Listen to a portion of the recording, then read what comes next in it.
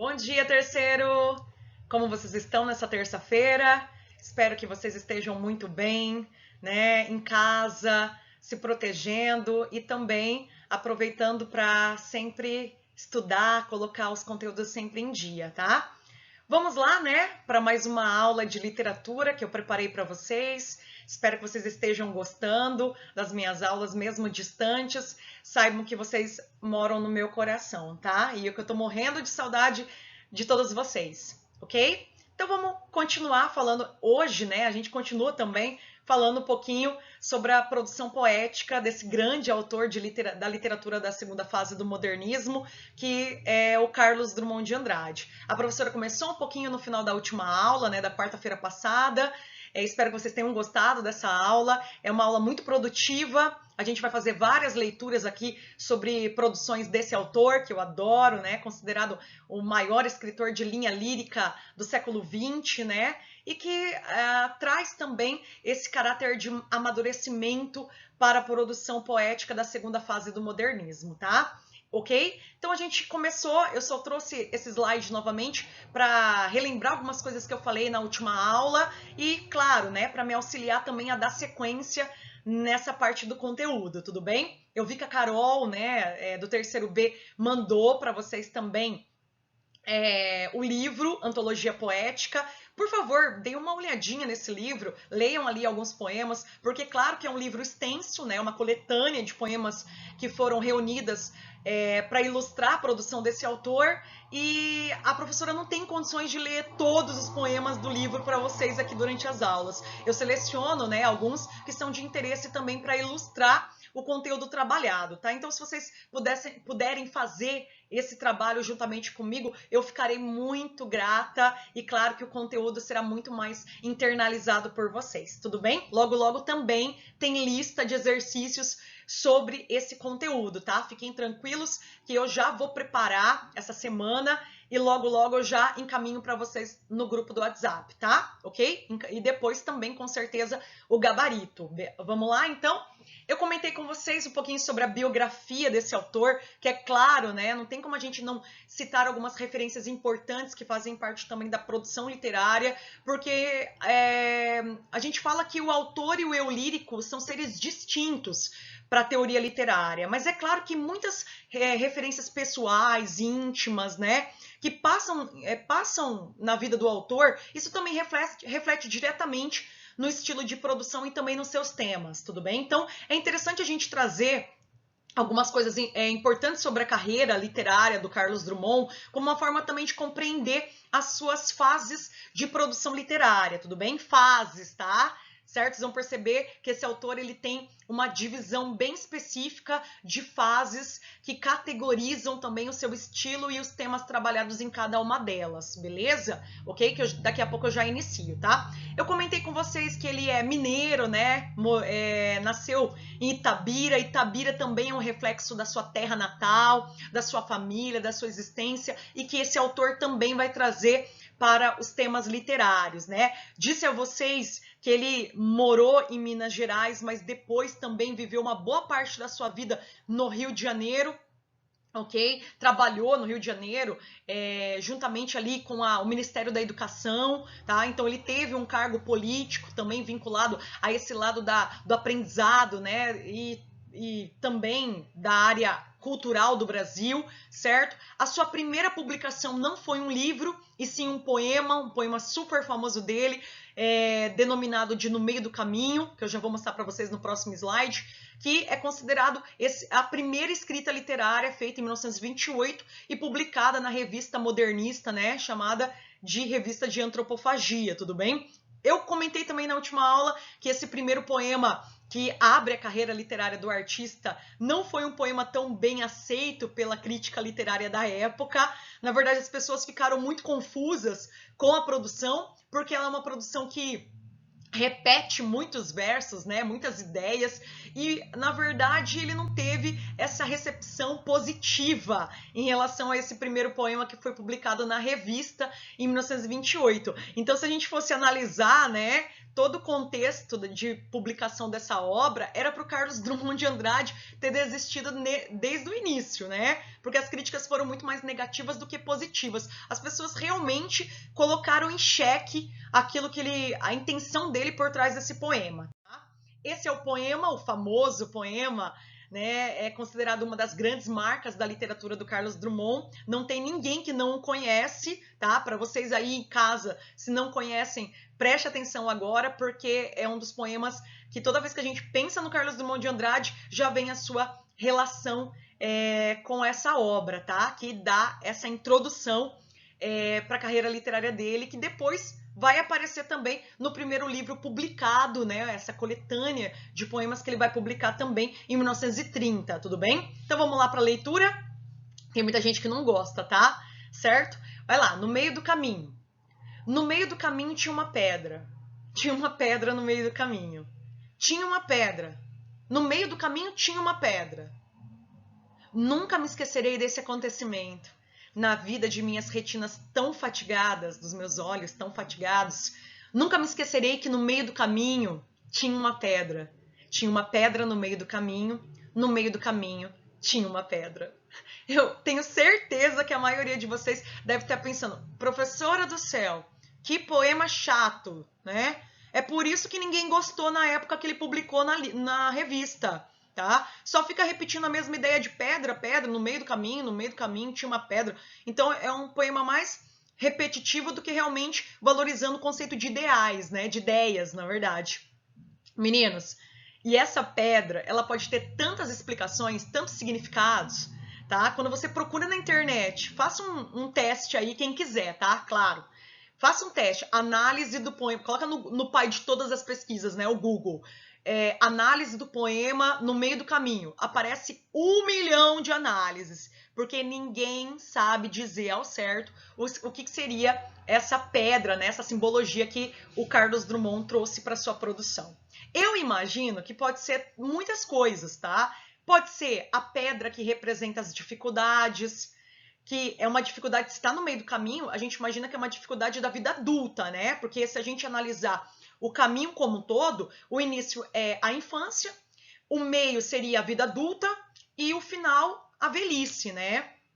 Então a gente pode imaginar que, como sendo uma pedra, poderia ser realmente uma dificuldade, um problema que alguém, né, durante a sua vida adulta, a sua vida madura, né, representando também esse lado da segunda fase, poderia ter tido, tá? E que, obviamente, foi algo muito importante que marcou o eu lírico, né? E é por isso que ele nunca vai se esquecer, ok? E, claro, ele tá relembrando, porque se você analisar a segunda estrofe, o primeiro verso, ele diz, na vida de minhas retinas tão fatigadas. Então, ele tá relembrando uma situação que aconteceu na vida adulta, mas que agora, na velhice, ele relembra como algo que foi importante para o seu crescimento pessoal, existencial, tudo bem?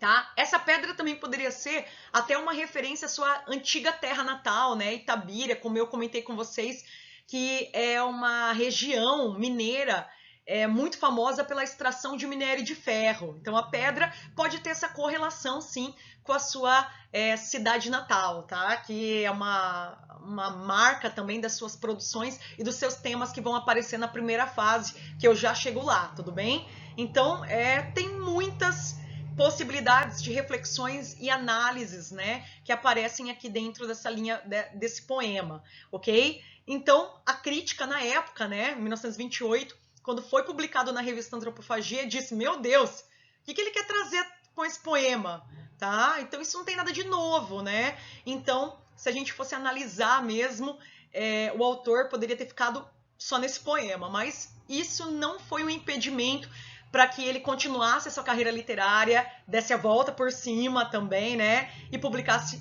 grandes obras ao longo da sua carreira, que foi uma carreira muito preciosa para a literatura brasileira, tudo bem? Certo? Aqui eu trago também mais uma informação biográfica e também referencial sobre o artista, que é interessante saber.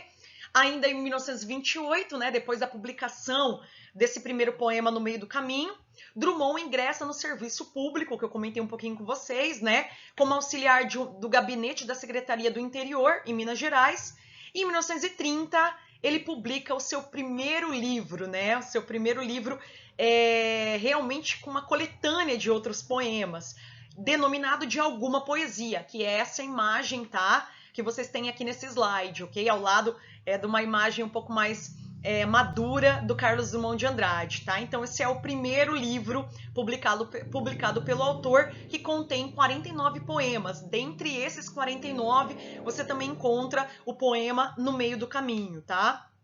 Em 1934, transferiu-se para o Rio de Janeiro, que foi o seu segundo lar, e foi chefe de gabinete de Gustavo Capanema, que era então o ministro da Educação, e seguiu essa carreira até 1945, tudo bem? Então ele trabalhou lado a lado, né, com o ministro da Educação na época, e com isso também exerceu um fator importante para a formação educacional do Brasil, tá? Então tornou também o Rio de Janeiro a sua segunda casa, tá, gente? Foi lá que ele se casou, foi lá que ele teve a sua filha, né? Ele foi pai de apenas uma filha, que também foi escritora, certo? E faleceu também no Rio de Janeiro, tá? Ele foi homenageado no Rio de Janeiro com uma escultura que fica na frente da Praia de Ipanema, uma escultura muito conhecida, né? Sentadinho ali, que era um dos lugares favoritos que ele passava os finais de semana, caminhando, né?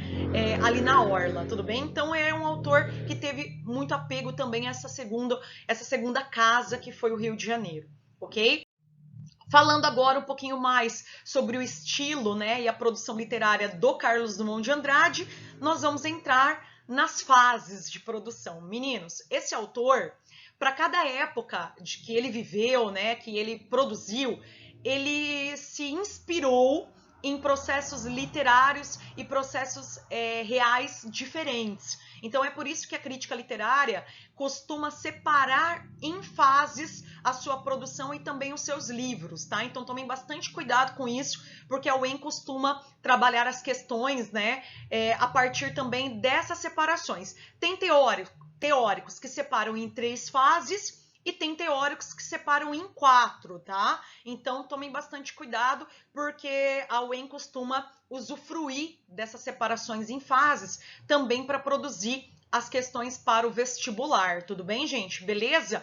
Então vamos lá, vamos começar com a primeira fase, que é a fase inicial da carreira do autor, que está ligado ali, obviamente, a primeira obra que ele produziu, que foi o livro Alguma Poesia, né? E também o poema No Meio do Caminho, que parte ali de 1928, tudo bem?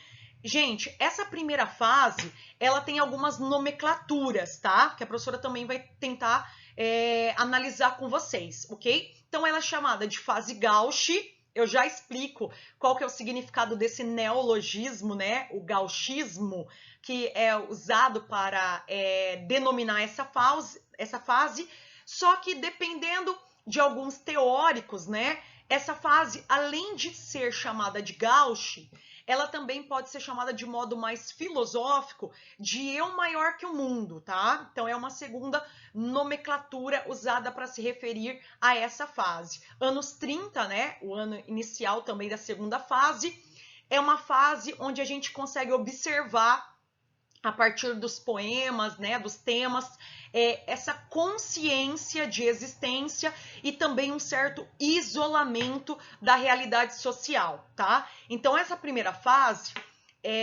quando eu digo que ela pode ser chamada de eu maior que o mundo, o que isso vai trazer para dentro da literatura do Carlos Drummond? Ela traz essa consciência de que o eu literário, né, esse eu íntimo, profundo, ele precisa não estar alheio ao mundo, tá? O mundo seria a realidade, tá? Analisem dessa forma, ok? Então, o eu seria o eu profundo, né? Que ressurge na poética, certo? Que tem relação também com o eu biográfico. E o mundo seria essa realidade social, política, histórica que o Carlos Drummond de Andrade estava vivendo, que seria, obviamente, o início ali dos anos 30, 31, 32, tudo bem? Então, nessa fase Gauche, o que você vai encontrar, tá? Você vai encontrar poemas, né, uma produção literária, poética, que está vinculada a uma análise mais intimista. Então, nesse primeiro momento, a gente percebe um Carlos Drummond, né, uma poesia drummondiana, muito mais apegada a uma consciência existencial. Então, a gente compreende que, nesse primeiro momento, o eu lírico está muito mais preocupado em analisar a sua própria realidade íntima e individual do que analisar a sociedade. Ok? Então ele precisa desse primeiro momento de individualidade e de isolamento para que a consciência reflexiva ela nasça e também ganhe amadurecimento para que depois, mais para frente, a literatura e a poética se reflita na sociedade, tá, gente? Então é um trabalho que inicia por essa consciência íntima, tudo bem? Por isso que a gente tem essa relação ali do eu estar acima das questões reais e sociais da época, tudo bem? Por isso que também tem esse caráter de isolamento. Eu preciso me isolar para que haja também uma reflexão sobre quem eu sou, tá? Para depois eu partir para uma análise mais abrangente, mais ampla, tudo bem? Beleza? As obras dessa primeira fase, eu destaco duas, tudo bem? Que seriam as duas primeiras que ele publicou aqui no Brasil, né, no Rio de Janeiro. A primeira, que é alguma poesia, né, ambas coletâneas de poemas, 1928 e 1930, ela pode aparecer com essas duas datas. E a segunda obra, que é O Brejo das Almas, tá? De 1934, ok? Então, essas duas produções feitas pelo autor, ambas coletâneas de poemas, né? Fazem parte dessa primeira fase de escrita literária, essa fase gauche, né? Ok? Você percebe também, em termos estruturais, que essa primeira fase do autor, esses primeiros poemas, estão vinculados na parte estrutural às renovações e o radicalismo da primeira fase. Então, a gente vê muitas questões trabalhadas pelos primeiros autores da primeira fase, incluídas nesses primeiros poemas do Carlos Drummond, tá? Então, é isso que eu destaco nesse primeiro item, ok? Desse slide. Formalmente, ainda se empregam recursos da primeira geração, tudo bem? Como, por exemplo, ironia. Essa ironia que tem uma certa finesse, né? Que lembra um pouquinho dos estilos machadianos, né? A ironia fina, desse brincar com a sua própria realidade íntima. O humor negro, que é uma coisa típica também dos primeiros modernistas, que o Carlos Drummond também vai trabalhar. Poema piada, que é esse poema sarcástico, né? Que se auto-sacaneia também. A síntese, que são poemas resumidos, são poemas rápidos, breves. A linguagem coloquial, né? Que é essa linguagem que beira a informalidade, a oralidade. E também a criação de neologismos, tá? Eu não coloquei nesse item, mas vocês podem acrescentar como uma inspiração para novas criações de vocabulários que aparecem através dos neologismos, tudo bem? Como a própria palavra gauche, que representa essa criação vocabular, que também marca o título dessa primeira fase, tudo bem? Então, na parte estrutural, né, na forma dos poemas, nós vemos que ele sofre inspirações, né, influências diretas dessas inovações trabalhadas pelos autores da primeira fase, tudo bem? Então, ele não faz essa negação, beleza, gente? Ok? No conteúdo, que seriam os temas trabalhados, ok, gente? O que caracteriza, acompanhem comigo aqui o segundo item, tá? O que caracteriza essencialmente essa fase é o gauchismo, tá? Da maioria dos poemas, ok? Que vão estar no primeiro livro e também no segundo, ok?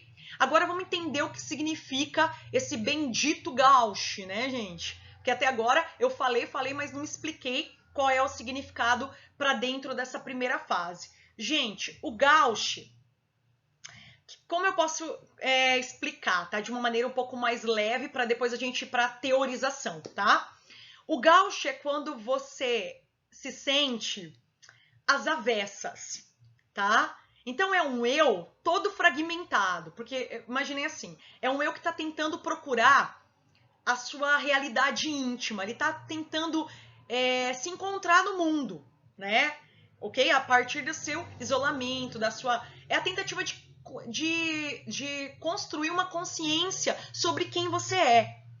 Então, muitas vezes, durante esse processo, né, filosófico, psicológico, íntimo, ele vai, assim, ficar totalmente perdido. Então, o Gauch é alguém que está tentando se encontrar no mundo, tá? Como eu coloco aqui nesse item, tá? Continuando lá. O Gauch, de origem francesa, né, um termo francês, significa lado esquerdo. Aplicada à dimensão humana, esse lado mais existencial, significa o ser às avessas, ao contrário, né? Perdido, deslocado, torto. Aquele que não consegue estabelecer uma comunicação com a realidade ao redor. Por quê? Porque ele está tão perdido nessa busca de se encontrar, né, como indivíduo, que ele não consegue manter a visão, né, estabelecer esse contato com a realidade, consequentemente com o mundo, tá? Então esse é o Gauch, é alguém que está procurando o seu lugar como pessoa e que consequentemente depois, né, depois dessa consciência, dessa reflexão, desse amadurecimento, vai encontrar, obviamente, em um outro momento esse lugar na realidade e na sociedade, tá? Ok? Nesta fase, tá? O que a gente encontra também, né? O último item. São comuns certos traços como, ok? O pessimismo, o individualismo, né? Esse lado profundo da alma, o isolamento social, a reflexão íntima e psicológica, além de certas atitudes permanentes que se estenderão por toda a obra de Drummond. Então, não é uma coisa que você encontra apenas nessa primeira fase, mas em toda a produção, que é a ironia, tipicamente modernista, e também as produções metalinguísticas, ou também chamadas, né, de metapoéticas, que é quando o autor, o poeta, busca escrever poemas com uma reflexão, né, sobre o próprio fazer literário, tá? Lembrem que quando eu falo em metalinguagem, metapoética, aqueles poemas, né, típicos modernistas, onde o autor também reflete sobre a sua própria escrita. É o código sendo usado para analisar e explicar o próprio código. Tudo bem? Beleza? Por enquanto é isso, tá? Eu vou com calma. Logo, logo a gente vai ler alguns poemas. Então, na próxima aula, eu dou continuidade para falar mais um pouquinho sobre essa primeira fase, tá? Então, aguardem aí que tem muito mais sobre Carlos Drummond de Andrade. Um beijo, fiquem bem, ótimo dia, ótima terça-feira, tá? E precisando de mim, vocês sabem onde me encontrar. Saudades de vocês e até mais.